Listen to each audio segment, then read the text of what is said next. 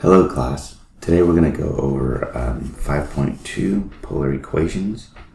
The first thing that you need to know is an equation whose variables are polar coordinates is called a polar equation. And so an example of that is this one right here with r equal to 3.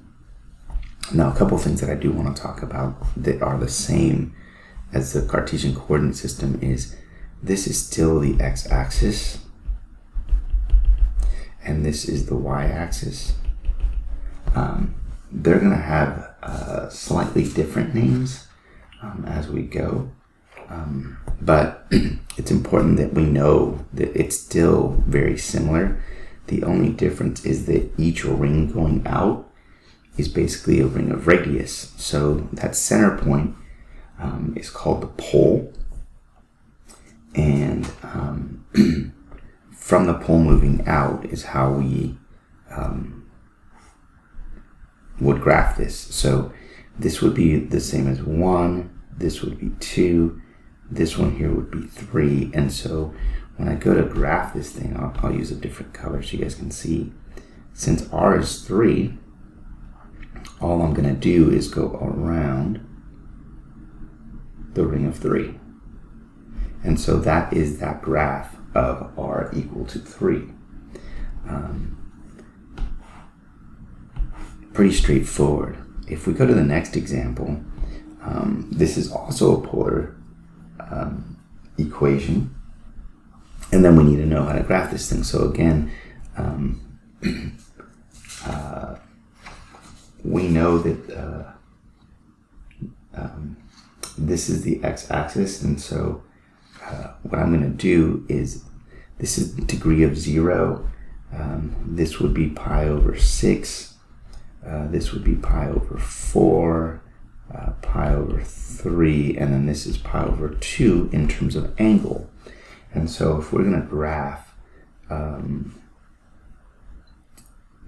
theta equal to pi over 4, again, I'll go with a brighter color. We're going to go from the pole out towards pi over 4, but then since it's going to be a line, it's also got to go the other way. So it's got to go this way, and we have our graph. It's really not that bad. It's just a matter of understanding that if you're given a radius, it's going to be a circle. If you're given an angle, it's going to become a line. It's really not that bad. Okay, now when we're going to talk about horizontal and vertical lines, a horizontal line is going to be of the form r sine theta is equal to a. That's going to be a horizontal line. And r cosine theta equal to a is going to give us a vertical line. So basically, when we're given that, you're going to get a straight line.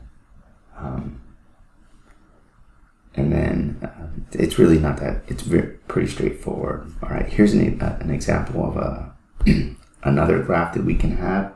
And so here, since it's not equal to a specific number, we can find some things out about this though. So in this example, if r is equal to 4 sine theta, we know that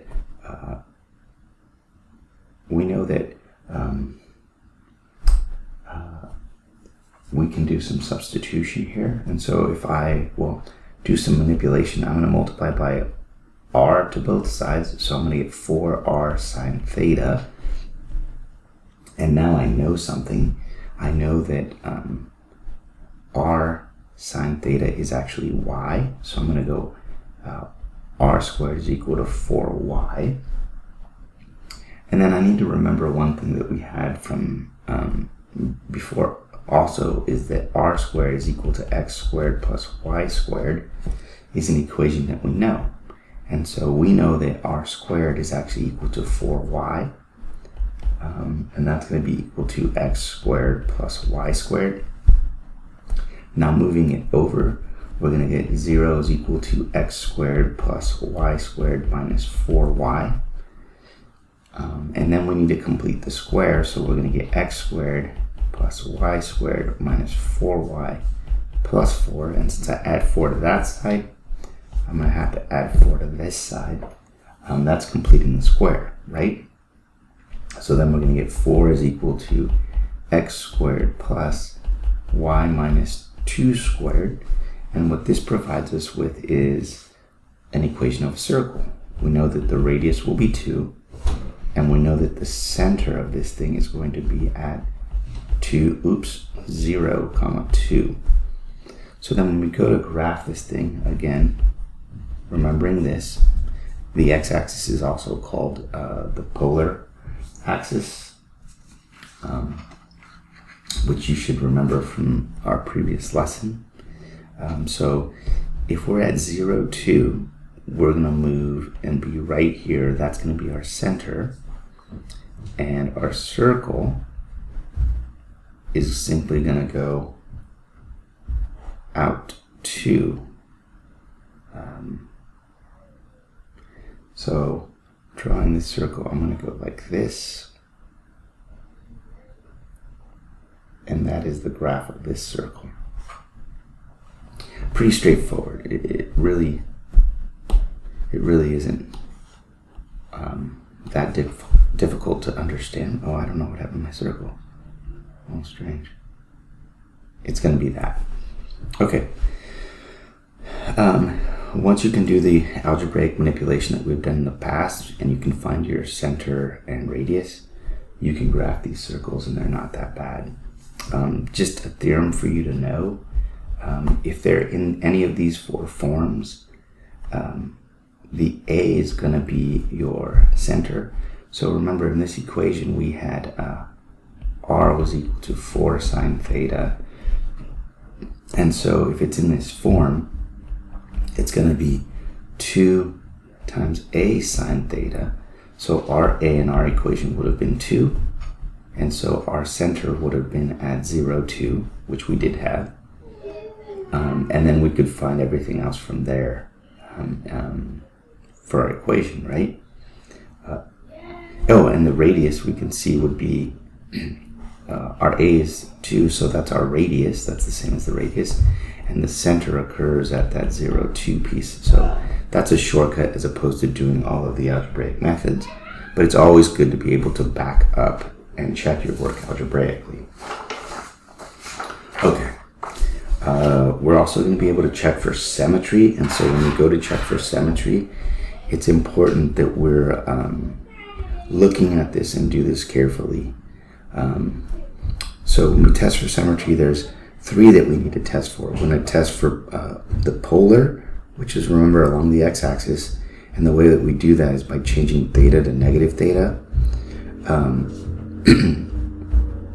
The other is about the y-axis, and the way we do that is by changing theta to theta minus 2.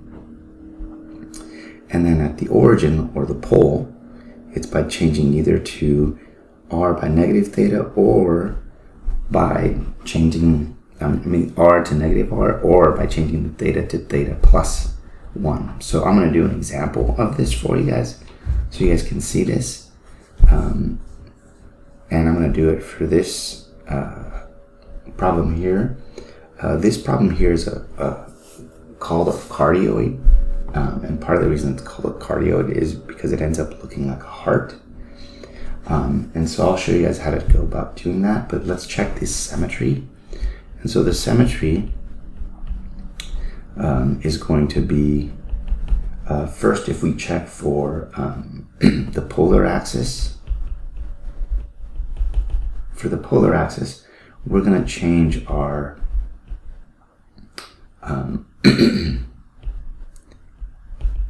theta to negative theta, and we're going to see if it ends up being the same. And since we know that sine is odd, that's the same as negative f of x, so that changes the sign to a plus.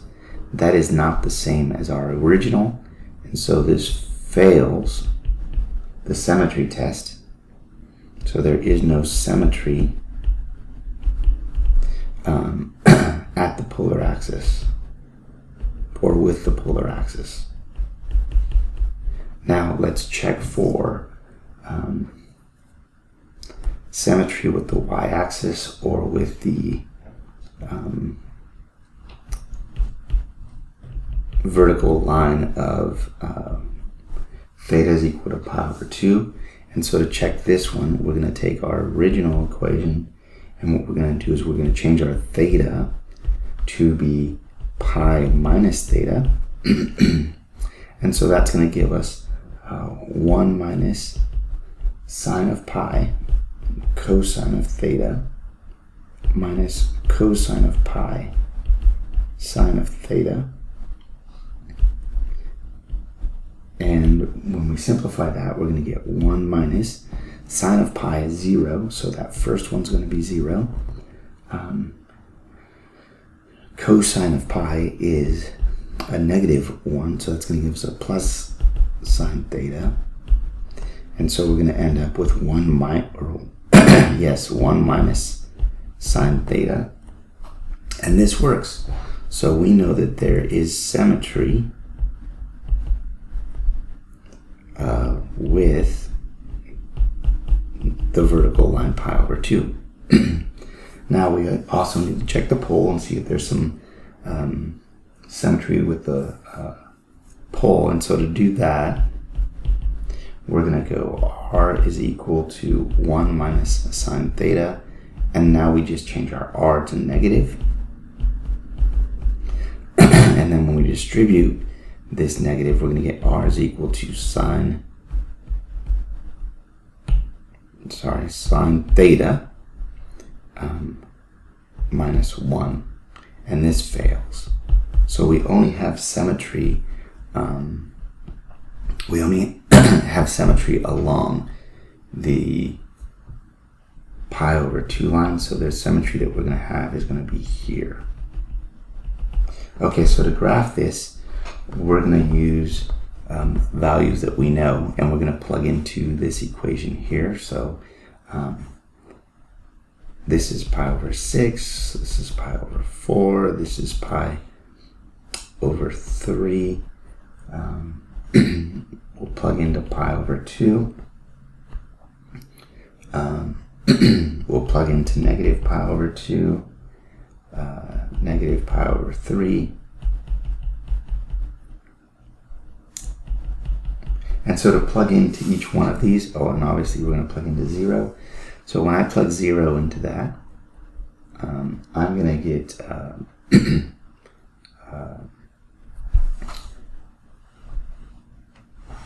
1, 0. And that is the, remember that it is r, theta. So our radius is 1, but our angle is 0. And so I'm going to graph by going by halves. So I'm going to have it out here.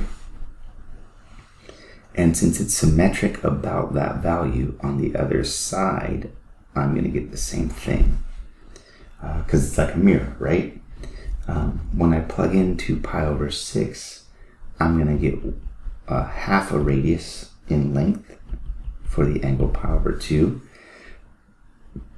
And you know what? Maybe I'll do this in red so you guys can see this. Pi over 6, it's going to be a half. And so over here, it's also going to be a half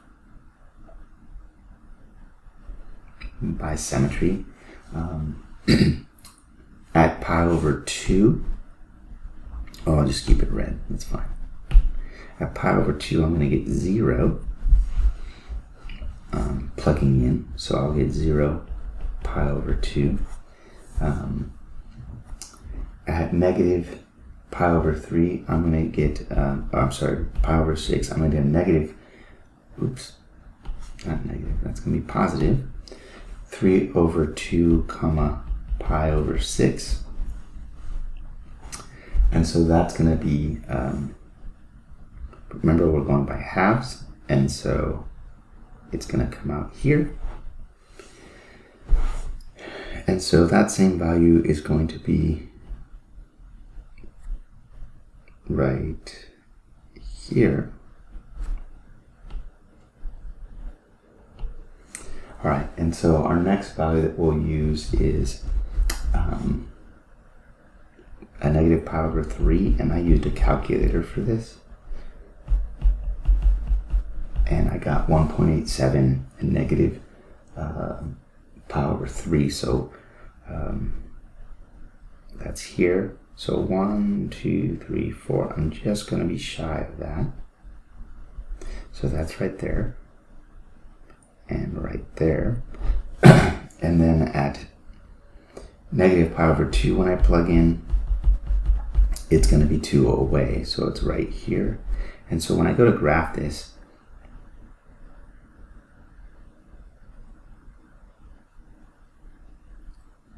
do you see how it looks like a heart? I'll try to zoom in. It looks like a heart, and so this is called a cardioid. But the process to graph these is slow, and you have to enter these values one by one. So it's kind of like plotting with points. Slow but doable. This is the forms for the cardioid right here. So I gave you the definitions for you guys to be able to use and look at, which is going to be useful. The next example that I'm going to show you is called a limacone.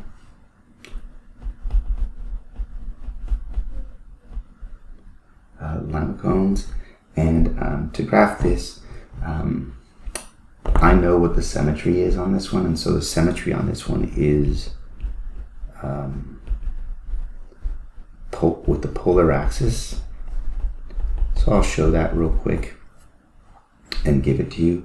So to check for that, I know we have r is equal to 3 plus 2 cosine theta, and all we need to do is change the theta to negative theta, and since it's even, I know it's going to stay theta, and so there is the symmetry. It fails the other two, and so we know that this thing is going to be symmetric about the polar axis. And so since it's polar along the polar axis, I'm just going to work with the values above the polar axis. And so I'm going to work with pi over 6.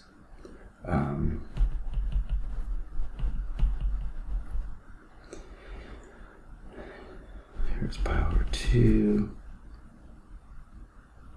And then just so I have order, 2 pi over 3,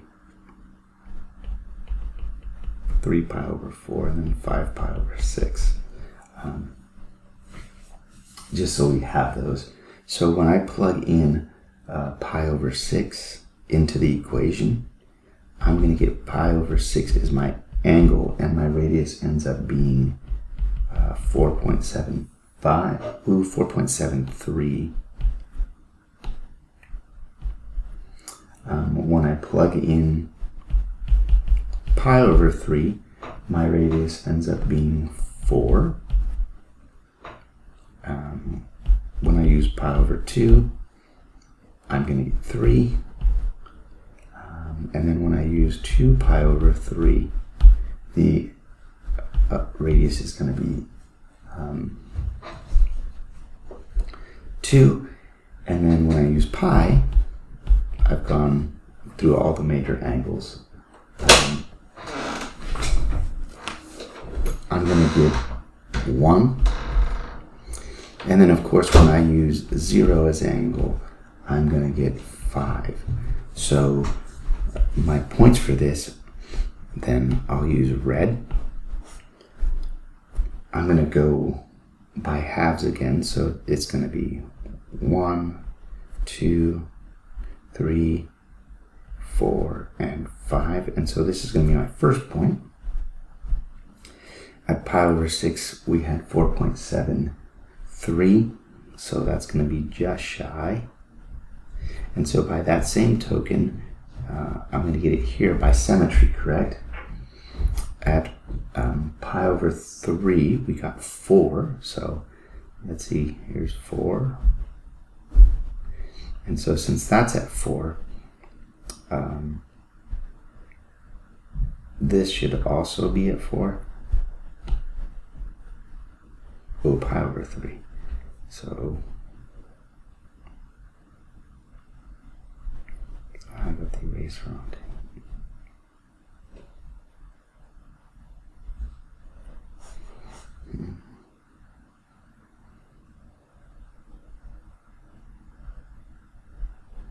Okay, at pi over 2, we're going to get 3.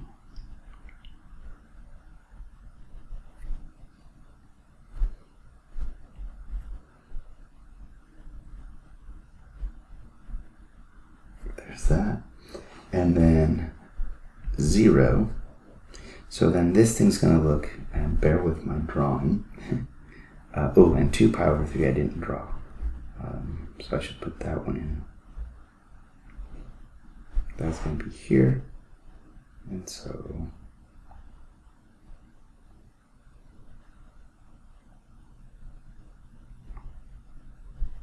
that should be there. So now when I go to graph this thing, it's going to look like this.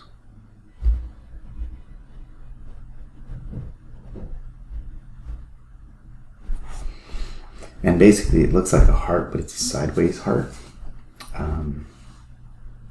And sorry, my hand isn't that smooth, but that's how that looks. And then here are some equations for you to have memorized.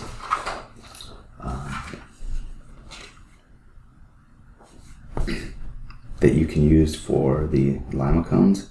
All right, then the next thing that we're going to do is this one's going to be a limescape. Again, for all of these examples, all you're really going to be doing is plotting points with the angle. And so in this one, since it's a limescape, what it ends up looking like is ribbons. And so if you can remember each one of them by their shapes, it'll make it easier for you to be able to graph them. And so the symmetry for this one, I'm not going to do it, but I'll tell you what it is. I'll leave it for you to do. This one's symmetry is by the pole, so basically the origin. And so as I plot points for this, when the angle is pi over 6, plugging into the equation, I'm going to get 1.9. When I plug in pi over 4 into the equation, I'm going to get 2. And then when I plug in pi over 3 into the equation, I'm going to get 0.9. And so I'll plot those. Oh, and pi over 2 is going to be 0.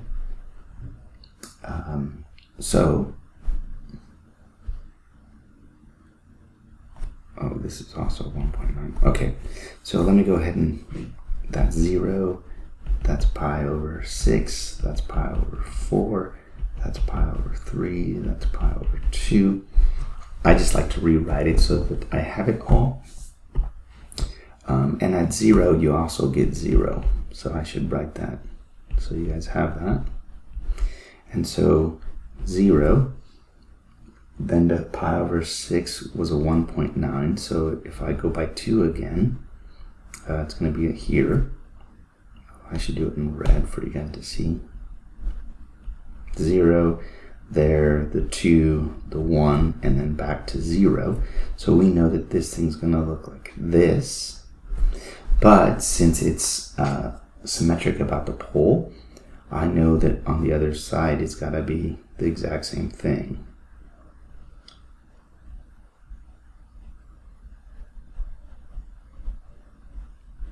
And so it looks like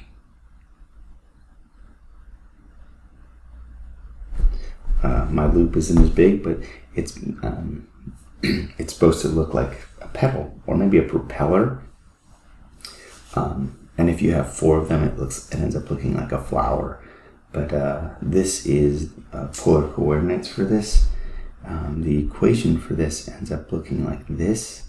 And so in this problem, we can see it does fall under that because we are r squared. Our a ends up being 2 squared. And then we have our sine 2 theta. So really what I would do with these problems is look at these equations, get them down, and then remember their shapes. But if you don't want to remember those shapes, you can always plot points and go from there to be able to solve these problems. I hope this has been beneficial. As always, all the best.